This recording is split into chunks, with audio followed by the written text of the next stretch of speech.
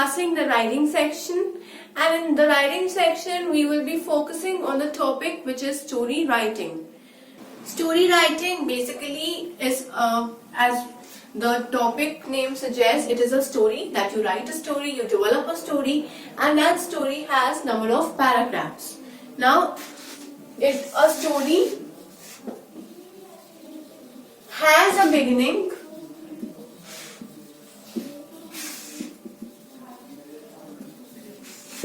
mid part,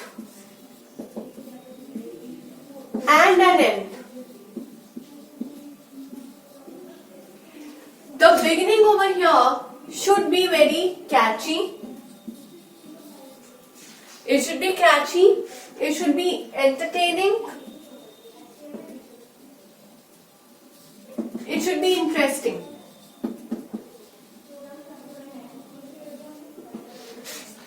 The middle part is the part where the entire story is developed, right? So it is the area for developing a story, and the end. A story becomes more interesting and a story has more meaning when you mention the proper ending. And the proper ending is always a conclusion that you have. So an end should have a conclusion over here. So the beginning of the story should be very catchy, it should be entertaining so that the user enjoys and develops interest just by reading the beginning of the story. If the beginning is not soothing enough, the user will never develop interest. Similarly is the case in your movies. If the movie has a perfect beginning, then just from the beginning the viewer gets attracted towards the movie. But if the beginning is not that much strong and it is very dull, then half of the interest is lost. So this is a very important point. Every point is important. If your beginning is interesting and in the middle the story loses its track, again it becomes boring, and also the conclusion should be mind-blowing. You can also have a climax during an end, or unexpected ending can also be considered, provided that your story is very spicy, right? Also here make sure that yes, I told you about the beginning. While developing a story, remember that a story becomes, again I will say the same thing, I will repeat my sentences again and again, that if your grammar is strong, only then you can plot a good story. Not only the story, in the entire writing section, the examiner, the viewer, the reader will only focus on your grammar. So here, especially while writing a story, focus on, first is you have to focus on tenses. If your tenses are wrong, then and your reader or the viewer is very smart and that person is perfect in English, instead of focusing on the story, he will particularly focus on the tenses or on your grammar. And if he finds any error, then automatically the question will be raised over the writer. And if the question is being raised over the writer, the person will automatically come to know that you are not educated enough to be a novelist, right? So again, grammar is very essential. You have to focus on tenses, on the punctuations, prepositions and connectors play a very important role. They bring glory to your story. So remember to use good prepositions and good connectors. Again, focus on your vocabulary. Again, when you use some good words in your story, then the story becomes more effective. But also it is very important to focus on your readers, to focus on the target audience. If your audience, you feel that the story that you're writing is for LKG, for the toddlers, then you cannot make use of heavy words or the fancy words, because the toddlers will only understand simple English. But if you're targeting senior people or you're targeting high school students, then accordingly you cannot use of simple English because that will become more boring. How will the students learn more? So in that case you have to use good vocabulary, you have to show your vocabulary skills according to the target audience. So depending upon the audience, you have to make sure that you use the vocabulary accordingly. So these are the points that you need to focus. Again, the beginning should be quite entertaining. I told you it should be catchy. The middle part should develop the story and the ending should be the conclusion part. Now, one important point that we should remember while writing a story is to organize your ideas. So, we should always organize our ideas before beginning with a story. Which means that if I decide to write a story on one particular topic, then I should also make notes or I should make points that what all has to be included while writing a story. Now, I told that the story has three parts: an introduction, then there will be a mid part, and then the conclusion. Now, we should keep in mind that how do I need to start with the introduction, then what all will be included in the middle of the story, and how I have to conclude or end the story. That part, it should not be like I start writing the story, I come to my middle part, and then I realize that, oh, the beginning of the story should be more interesting. I could have added one more point like that. So you should first brainstorm your mind, write all the points beforehand, so that looking at those points we can make a story or we can cook a story which is very interesting and which is very catchy, and the reader finds that story very interesting. So basically what I'm trying to say over here is that a blueprint should be made beforehand so that we do not get confused while writing the story. Also, the second point is that do not mix the content. This first is the blueprint and second is that do not mix the content. Mixing the content means that there should be solely one story that you're writing. It should not be like there are two different characters or there are two different stories which are building up in one story. What I am trying to say is that there should be a tuning in the story, right? There should not be a gap. Like if I'm talking about one topic and suppose that topic is a mystery.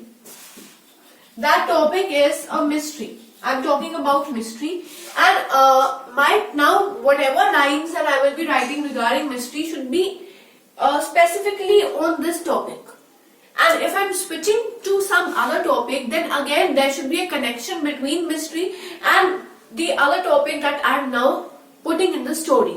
So there should not be a gap, and if there is a gap, a bridge should be built up so that the reader can travel on the bridge and move to the other topic without breaking the interest. So these were some important tips that I specifically wanted to share with you. That first of all, the ideas should be organized, and second of all, there should be no mixing in the content. If you're writing a story on a particular topic, make sure that you stick to the topic. Even the characters should have relation to one another. It is not like one character is having one story and the other character is having some different story and both the stories are not relevant to each other. That should not happen. And now let us take a look at the examples. So now let us understand the story writing through an example. Now here an outline here means a hint. A hint has been given to you and now you have to continue the story.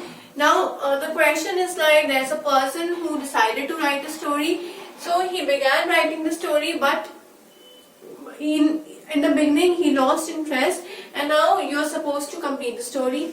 Now the story writing has at least 150 words in it, right? Your story should be of at least 150 words, and the introduction to the story is given. Once a rich lady who lived in a spacious mansion became blind. She called an eye specialist, and then you have to continue from here.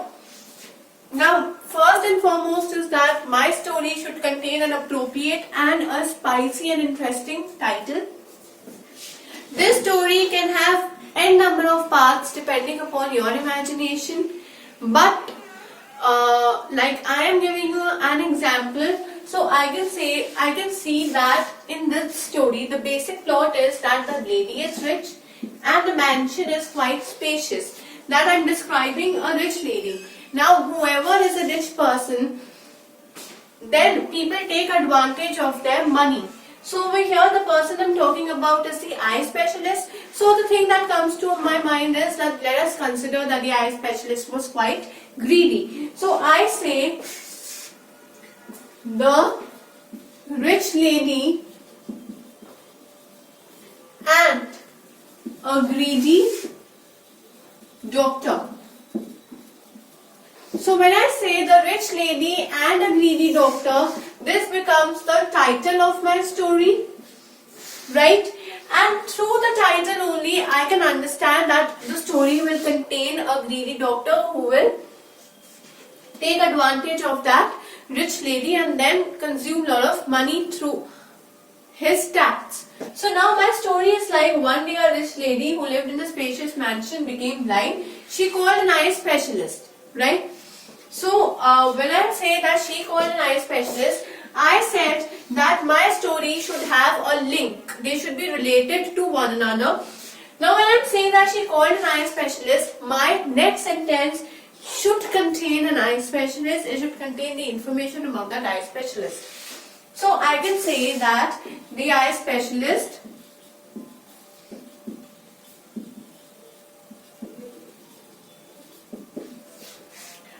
was ready to operate the lady, or I can say to operate her eyes, and then I say then he promised, or I can say guaranteed the lady to cure his eyes, to cure her eyes within 2 weeks. Okay, so my story is like now the doctor is ready to take the treatment, and now but he charged her with a huge amount. Charged her with huge amount means that the money for that treatment was very much. So now the doctor cured the lady and then bandaged her eyes. Then you can continue with your own story. Like I say that after bandaging her eyes, he used to visit the lady every day, and after visiting her, he saw that the palace or the mansion was very huge and there were very imported items present over there. So each day he used to take one or the other imported item and the furniture along with him. So once he removed her bandage and the lady was able to look around, so the doctor asked for the fees, the doctor asked for the payment, but then the lady was shocked to see that most of her imported items were missing. So the lady refused to pay him. So I can continue like this. Now since the doctor was very greedy, so at last you can set a medium of punishing the doctor through your own ideas. So if you want to know more about the story, you can visit the content section. Under the content section, there's a topic story writing where the entire story is being described. So you can take a hint from that and then practice more story writing so that you can excel in the same area. So till then, keep learning and keep practicing.